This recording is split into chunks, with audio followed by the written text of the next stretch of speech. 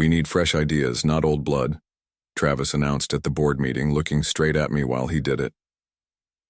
My name is Jake Whitman, 45 years old and until 10 minutes ago, Senior Project Director at Whitman & Sons Construction in Omaha, Nebraska. The company my grandfather started with 2 trucks and a wheelbarrow. The company my father built into something real.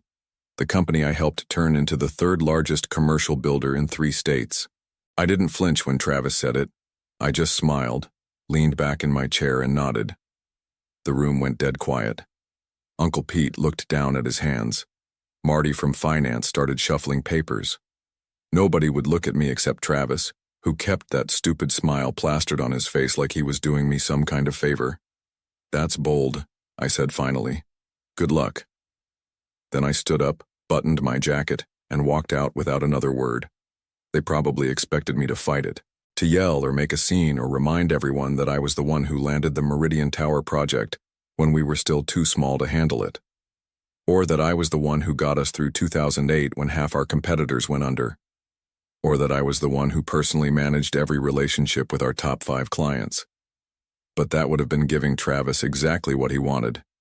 A chance to play the calm, rational businessman against his emotional older brother. So instead, I just walked. In the parking lot, I stood next to my truck for a minute. 22 years with the family business. Started hauling lumber when I was 23, fresh out of college with a business degree nobody respected until I used it to triple our profits. Worked 6 days a week for most of my 30s. Missed vacations. Missed my daughter's swim meets. Missed my first marriage. All for Whitman & Sons. I pulled out my phone and looked at the email I'd received yesterday from Ben Harding at Crestwell Properties. The one confirming they were moving forward with JW Buildworks instead of Whitman & Sons for their new $3.2 million office complex. My new company. My clients. Travis didn't know it yet, but he'd just fired the only thing keeping Whitman & Sons relevant to our biggest customers.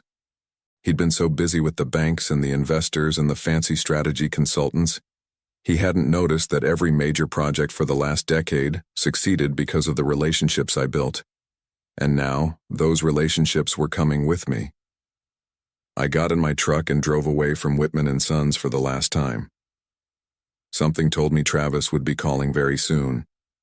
I grew up watching my father build Whitman & Sons. He'd come home with dirt under his nails and pride in his eyes, talking about pouring foundations that would last generations. Travis and I would sit at the kitchen table listening to him tell stories about jobs won and lost, lessons learned. He'd always end the same way. Someday you boys will run this together. Travis is 4 years younger than me, was always the smarter one, at least on paper. Private school, fancy business program at Northwestern, internships with investment firms in Chicago. I stayed local, State University, straight into the family business.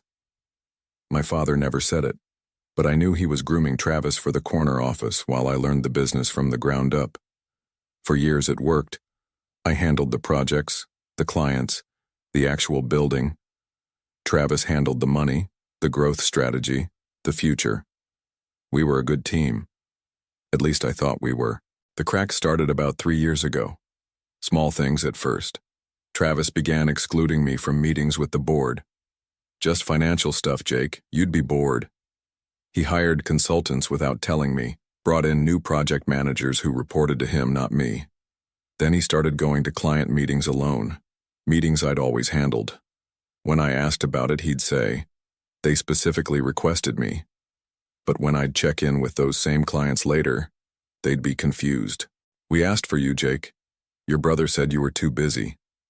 Last year when our father announced his retirement, I already knew what was coming. The board meeting where they named Travis CEO was just a formality. I sat there nodding, shaking hands, playing my part. What nobody knew was that I'd already seen the writing on the wall. For the past 8 months, I'd been building something on the side. Nothing illegal. Nothing that violated my contract. Just conversations with our top clients about what would happen if I ever left. "You're the only reason we work with Whitman," Ben Harding from Crestwell had told me over beers one night. "If you go somewhere else, we go with you. Simple as that." I'd heard the same from the others. Tanner at Riverview Development, Sophia at Blackstone Commercial, James at Westfield Properties, Victor at Union Square Holdings. Together, they represented over 60% of our annual revenue. I filed the LLC paperwork for JW Buildworks 6 months ago, secured a line of credit, found office space, started discreetly talking to our best foremen and project managers. I wasn't stealing, I was preparing.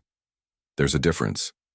Travis was so focused on becoming CEO, he never noticed his foundation was crumbling. The morning after I was fired, I went to the small office I'd rented on the west side of town. Nothing fancy, just a reception area and 2 private offices above an accountant's practice. The sign on the door still had the previous tenant's name. I hadn't bothered changing it yet. I'd barely settled in when my phone rang. Travis. I let it go to voicemail. Then it rang again. And again. Finally, I answered. "Jake, what the hell is going on?" His voice had that high pitch it always got when he was panicking. "Ben Harding just called to say Crestwell is pulling all their projects from us. Says they've signed with someone else, someone called JW Buildworks." "Sounds like you've got a problem," I said. "Did you do this? Is this you?" "I secured my future, just like you did." He was quiet for a moment. Then, "These are Whitman and Sons clients. They belong to the company." "No, Travis, they were my clients. I built those relationships. I earned their trust. You thought you were firing a project director yesterday, but you were actually firing the only person those clients actually wanted to work with. This isn't legal. We'll sue." "Go ahead. My lawyer assures me I've done nothing wrong. I didn't solicit them while employed. I didn't take proprietary information. I didn't violate any non-compete because I never signed one. I'm just a builder who's now building somewhere else, and my clients are following me." Another long pause. I could almost hear him thinking, calculating, realizing just how badly he'd misjudged the situation. "Jake, come on. We're brothers. We can work this out." That's when something shifted inside me. Not anger, something colder, something final. "We were brothers yesterday, too. Didn't stop you from humiliating me in front of the entire board. That was business, not personal." I almost laughed. "The family name is on the building, Travis. It's all personal. Look, I made a mistake. Come back. We'll figure it out together." I looked down at my desk where I'd spread out the preliminary plans for the Crestwell project. My project now. "No," I said simply. "I'm good where I am." "Jake, you don't understand. It's not just Crestwell. Riverview called too, and Blackstone. They're all saying the same thing." Now I did laugh. "I understand perfectly. You're calling because you're in trouble, not because you want me back. There's a difference." Dad's going to be furious. That stung, but I pushed past it. He wanted us to run the company together. That was your choice to make, not mine. The silence on the other end stretched out. When Travis spoke again, his voice was different. Smaller. "What do you want? Money? A board seat? Name it." "I don't want anything from you. I've already got what I need." "These clients represent over 60% of our annual revenue. The bank will call our loans if we lose them all at once." "Like I said," I answered. "Sounds like you've got a problem." Then I hung up. I sat there for a long time afterward, staring at the phone. I didn't feel the satisfaction I'd expected. Just a hollow sort of finality. The last tie cut. The last bridge burned. I was completely on my own now. And strangely, it felt right. 3 days after I was fired, Uncle Pete showed up at my temporary office. He'd been Dad's right-hand man for 30 years before semi-retiring to a board position. He found me reviewing resumes of project managers I was trying to recruit. "Nice place," he said, looking around at the bare walls and rented furniture. "Very startup." "It's temporary," I said, not getting up. "What do you want, Pete?" He sighed and sat down across from me. "The board called an emergency meeting yesterday. Travis told us what you did." "What I did? Interesting way to frame it." "He says you stole our biggest clients. Says you've been planning this for months." I put down the resume I'd been reading. "I built relationships with those clients for years. I delivered their projects on time and under budget. I earned their loyalty." Travis fired me. They followed me. End of story. Uncle Pete leaned forward. The board is talking about suing you, Jake. They're serious. Let them. My lawyer says I'm clean. This isn't just about what's legal. It's about what's right. Your father built that company for both of you. That landed harder than I wanted to admit.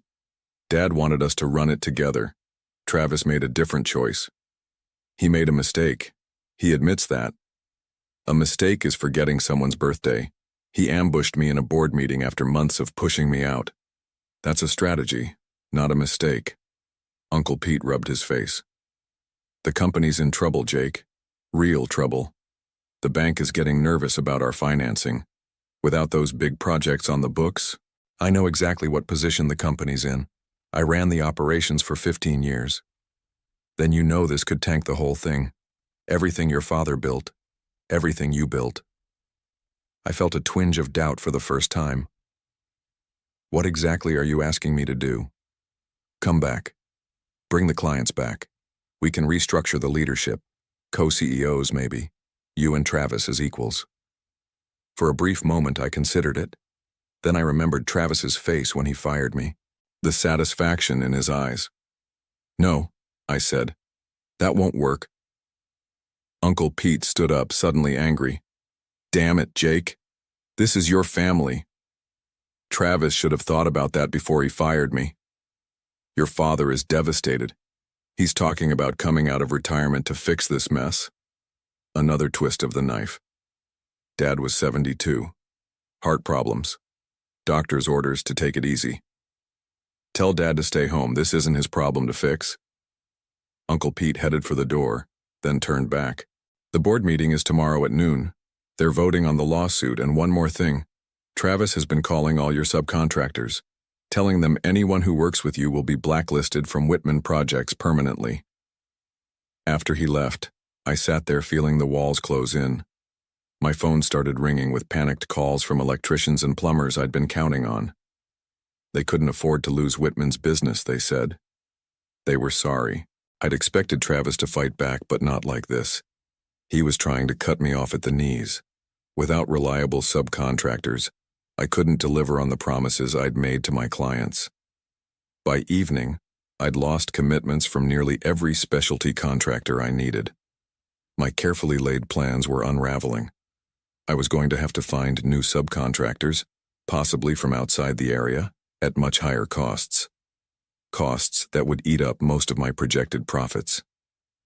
Travis hadn't just pushed back. He'd found my vulnerability and exploited it perfectly. He wasn't just trying to save Whitman and Sons anymore.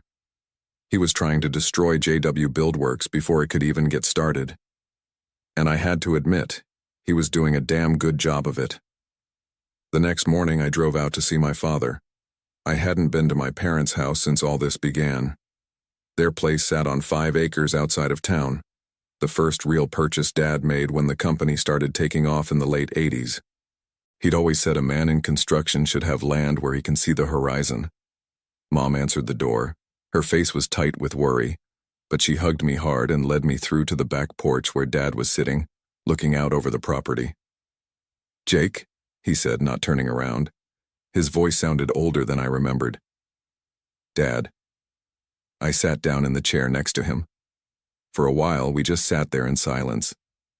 Finally, he spoke. Your brother tells me you're trying to sink the company. That's not what I'm doing. Then what would you call it? I measured my words carefully. I'm building something of my own after Travis pushed me out. Dad turned to look at me, his eyes sharp despite everything. You couldn't work it out? You two were supposed to carry this forward together. Tell that to Travis. He's the one who fired me in front of the entire board. And now you're taking our biggest clients. They chose to come with me. I didn't steal anything. Dad sighed heavily. The situation's worse than you know, son. Something in his tone made me pay closer attention. What do you mean? He looked out toward the horizon again. The company's not as solid as everyone thinks. Last few years we've been overextended. Overextended how? We've been profitable every quarter. On paper, sure. But Travis has been borrowing. A lot. Using future projects as collateral. Those 5 big clients you took, their projects were already factored into loans. I felt like I'd been punched. How much are we talking about? Enough that without those projects, the bank might call everything due. Why would he do that? We've always been conservative with debt. Dad's face clouded. He had ideas, big expansion plans, new markets. He convinced the board it was the future. He paused. I should have paid closer attention before I retired. The pieces were starting to fit together. Travis's strange behavior over the past year, the new consultants, the private meetings. He hadn't just been planning to edge me out. He'd been leveraging the company to the hilt for his grand vision. And now those loans were in danger because I'd taken the clients those loans were based on. Why are you telling me this? I asked. Because you need to understand what's really at stake. It's not just your brother's pride or your hurt feelings. If Whitman and Sons goes under, a lot of people get hurt. Employees, suppliers, your mother and me for that matter. I felt the weight of it settle on my shoulders. What about the lawsuit? Uncle Pete says the board is voting today. They are. Travis is pushing hard for it. And you? What do you think they should do? Dad turned to me, his eyes tired. I think a lawsuit would just finish off whatever's left of this family. As I drove back to my office, my mind was racing. I'd been so focused on Travis's betrayal, I hadn't seen the bigger picture. He hadn't fired me because he wanted all the glory. He'd fired me because I was the cautious one, the one who would have questioned his risky expansion plans. My leaving with those clients wasn't just embarrassing him, it was exposing the house of cards he'd built. No wonder he was fighting so dirty. The question was, what was I going to do about it? I'd wanted justice, not destruction. I'd wanted to build something of my own, not tear down everything my family had built. But Travis had put us all in an impossible position. By the time I reached my office, I knew I needed to find a third way, one that protected my new company without destroying Whitman and Sons completely. I canceled all my meetings that afternoon and called Ben Harding from Crestwell Properties. Ben, I need a favor, I said when he picked up. A big one. After all the times you've pulled our projects back from the brink, name it. I need you to meet with Travis, hear him out, maybe even consider splitting your projects between my new company and Whitman. There was a pause on the line. You're asking me to give business back to the company that just fired you? The one that's currently threatening to sue you? It's complicated, I said. Family usually is. That's asking a lot, Jake. I know it is, but I'm asking anyway. After Ben reluctantly agreed, I made similar calls to my other 4 major clients. Each conversation was difficult. They were confused, some even angry. They'd chosen to follow me because they trusted me, and now I was sending mixed signals. But eventually they all agreed to at least meet with Travis. Next, I called my lawyer and asked her to draft a proposal. I needed it by morning. Finally, I called Travis directly. I'm surprised you picked up, I said when he answered.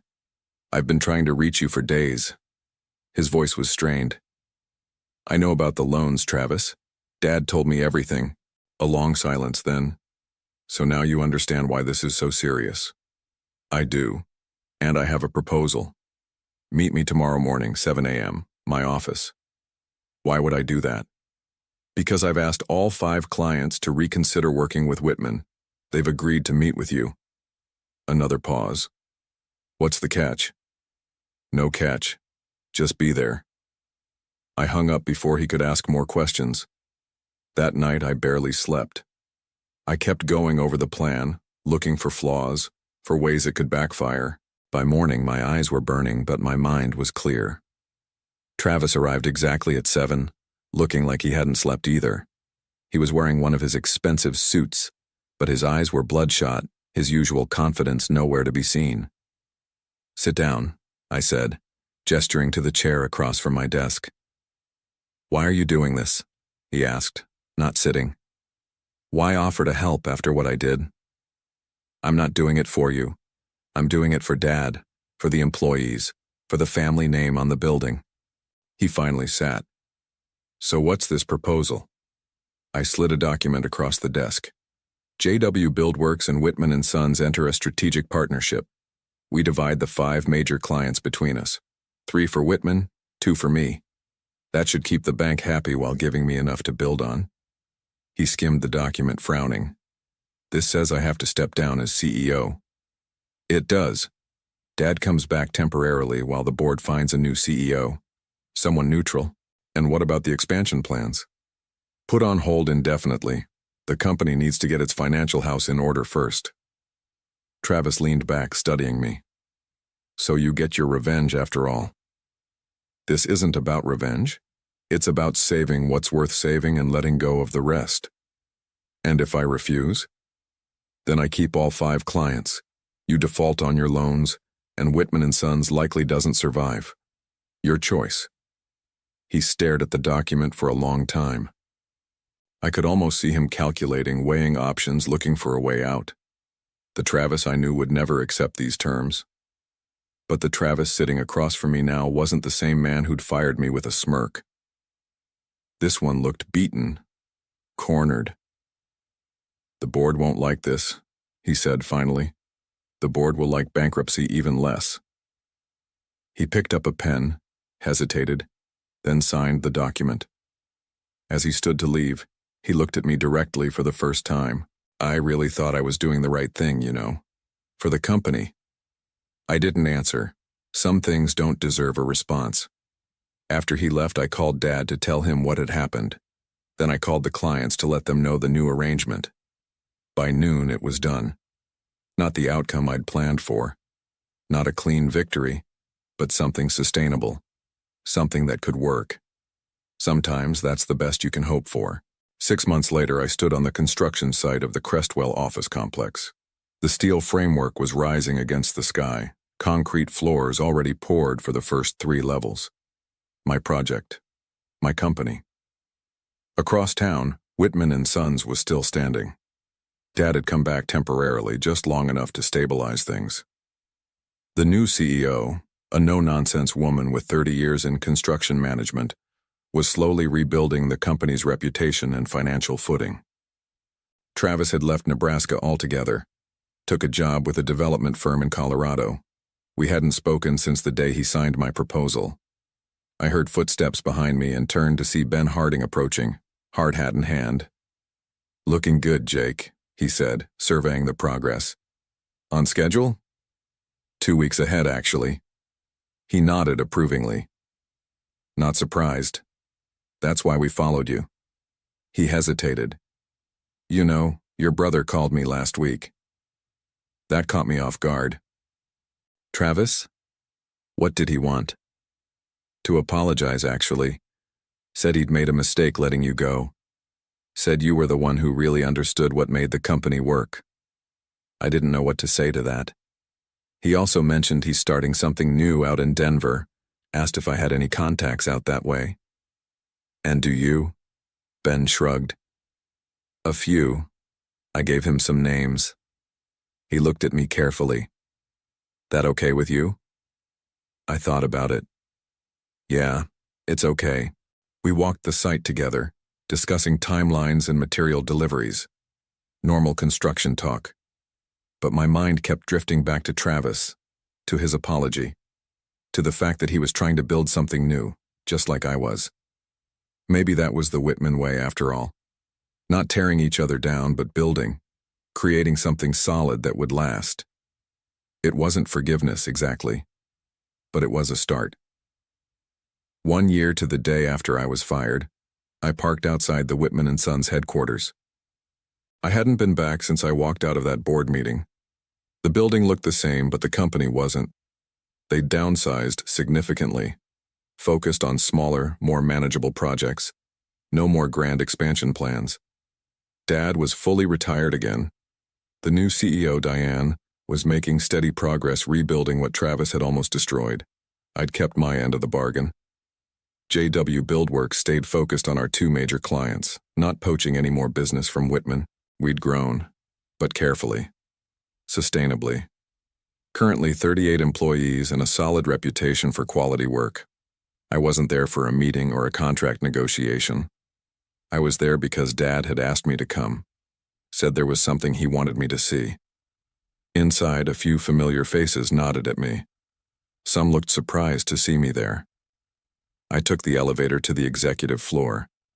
Dad was waiting in the conference room, the same one where Travis had fired me. But the room had changed. The pretentious artwork was gone, replaced by large photographs of Whitman and Sons projects over the years. And there, on the wall behind the head of the table, were 3 framed photographs.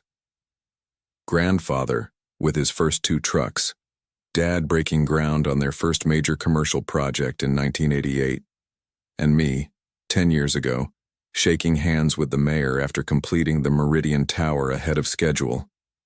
Diane's idea, Dad said, watching me take it in. She said we needed to remember our foundations. I nodded, not trusting myself to speak. You built a good company, son, Dad said quietly. Your own thing. I'm proud of you. Thanks, Dad. We didn't talk about Travis. We didn't need to. Some things break and can't be fixed. But that doesn't mean you can't build something new from the pieces that remain. I walked out of Whitman and Sons for the second time. But this time, I walked out whole.